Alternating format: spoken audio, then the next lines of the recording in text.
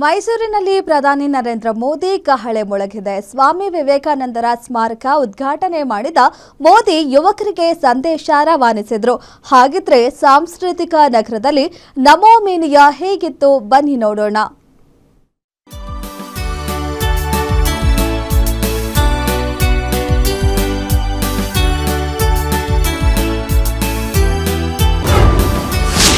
ಸಾಂಸ್ಕೃತಿಕ ನಗರಿಯಲ್ಲಿ ಮೋದಿ ಮೇನಿಯಾ. ವಿವೇಕ ಸ್ಮಾರಕ ಉದ್ಘಾಟಿಸಿದ ಪ್ರಧಾನಿ ಮೋದಿ.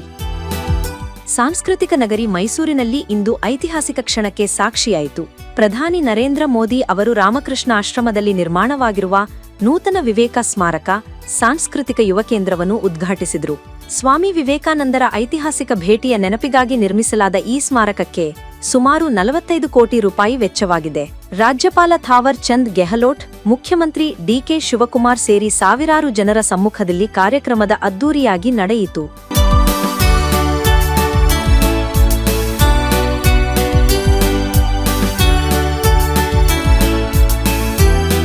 ವಿಶೇಷ ವಿಮಾನದ ಮೂಲಕ ಮೈಸೂರಿನ ಮಂಡಕಳ್ಳಿ ವಿಮಾನ ನಿಲ್ದಾಣಕ್ಕೆ ಆಗಮಿಸಿದ ಪ್ರಧಾನಿ ಮೋದಿ ಸೇನಾ ಹೆಲಿಕಾಪ್ಟರ್ ಮೂಲಕ ಓವೆಲ್ ಮೈದಾನಕ್ಕೆ ಬಂದಿಳಿದ್ರು. ಪ್ರಧಾನಿ ಅವರನ್ನು ರಾಜ್ಯಪಾಲ ಥಾವರ್ ಚಂದ್ ಗೆಹ್ಲೋಟ್, ಸಿಎಂ ಡಿಕೆ ಶಿವಕುಮಾರ್ ಸ್ವಾಗತಿಸಿದ್ರು. ಬಳಿಕ ಪ್ರಧಾನಿ ನಿರಂಜನ ಮಠಕ್ಕೆ ಭೇಟಿ ನೀಡಿ ವೀರಭದ್ರ ಸ್ವಾಮಿಯ ದರ್ಶನ ಪಡೆದ್ರು. ಅಲ್ಲಿಂದ ಕೆಆರ್ ರಸ್ತೆಯ ರಾಮಕೃಷ್ಣ ಆಶ್ರಮಕ್ಕೆ ತೆರಳಿ ಧ್ಯಾನ ಮಾಡಿ ಸ್ವಾಮಿ ವಿವೇಕಾನಂದರಿಗೆ ಪೂಜೆ ಸಲ್ಲಿಸಿದ್ರು. ಅಲ್ಲಿಂದ ರಾಮಕೃಷ್ಣ ವಿದ್ಯಾಶಾಲೆಯ ಕಾರ್ಯಕ್ರಮ ವೇದಿಕೆಗೆ ಆಗಮಿಸಿದ ಪ್ರಧಾನಿ ಮೋದಿ ಅವರನ್ನು ಯುವಕರು ಹರ್ಷೋದ್ಗಾರಗಳೊಂದಿಗೆ ಸ್ವಾಗತಿಸಿದ್ರು. ಇದೇ ವೇಳೆ ಶಿಲ್ಪಿ ಅರುಣ್ ಯೋಗರಾಜ್ ಕೆತ್ತಿದ ಸ್ವಾಮಿ ವಿವೇಕಾನಂದರ ಪ್ರತಿಮೆಯನ್ನು ಪ್ರಧಾನಿಗೆ ನೀಡಿ ಸನ್ಮಾನಿಸಲಾಯಿತು. ಸಭೆಯನ್ನು ಉದ್ದೇಶಿಸಿ ಮಾತನಾಡಿದ ಪ್ರಧಾನಿ ಮೋದಿ, ವಿವೇಕಾನಂದರ ಸ್ಮಾರಕವು ಸಾಧಕರಿಗೆ ಸ್ಫೂರ್ತಿಯ ಕೇಂದ್ರವಾಗಲಿದೆ ಎಂದರು. ರಾಷ್ಟ್ರವೇ ಪ್ರಥಮ ಎಂಬ ಚಿಂತನೆಯೊಂದಿಗೆ ಯುವಕರು ದೇಶ ಕಟ್ಟುವ ಕಾರ್ಯದಲ್ಲಿ ತೊಡಗಬೇಕು ಎಂದು ಕರೆ ನೀಡಿದರು. ಭಾರತದ ಯುವ ಸಮೂಹದ ಸಾಧನೆಯನ್ನು ಹಾಡಿ ಹೊಗಳಿದ ಅವರು, ಹಿಂದೆ ಗುಲಾಮಿ ಮನೋಭಾವದಲ್ಲಿದ್ದ ಯುವಕರು ಇಂದು ಆತ್ಮವಿಶ್ವಾಸದಿಂದ ವಿಶ್ವದ ಮುಂದೆ ನಿಂತಿದ್ದಾರೆ ಎಂದು ಹೇಳಿದರು. अपने युवाओं को शिक्षित बना रहे हैं, लेकिन दुर्भाग्य से तब भारत गुलाम था. भारत के युवा भी गुलामी की जंजीरों में जकड़े हुए थे. उस दौर से लेकर अब तक भारत के युवा ने एक लंबी यात्रा तय की है.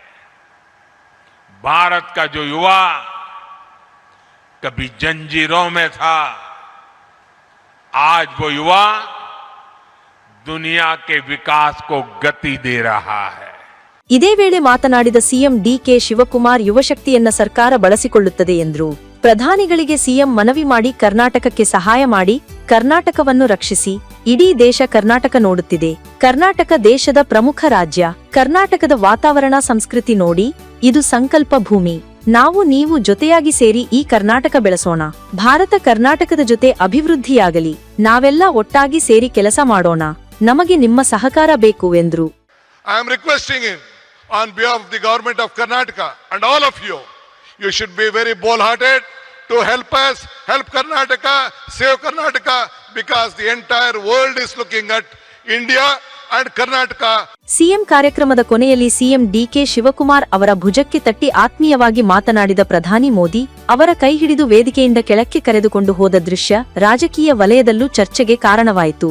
ಸ್ವಾಮಿ ವಿವೇಕಾನಂದರ ಆದರ್ಶಗಳನ್ನು ಯುವ ಪೀಳಿಗೆಗೆ ತಲುಪಿಸುವ ಉದ್ದೇಶದಿಂದ ನಿರ್ಮಾಣಗೊಂಡಿರುವ ಸ್ಮಾರಕವನ್ನು ರಾಷ್ಟ್ರಕ್ಕೆ ಸಮರ್ಪಿಸಿದ ಪ್ರಧಾನಿ ಮೋದಿ, ಯುವಶಕ್ತಿಯೇ ಅಭಿವೃದ್ಧಿ ಹೊಂದಿದ ಭಾರತದ ಅಡಿಭಾಯ ಎಂಬ ಸಂದೇಶವನ್ನು ಮೈಸೂರಿನಿಂದ ನೀಡಿದರು. Suresh B, guarantee news, Mysuru.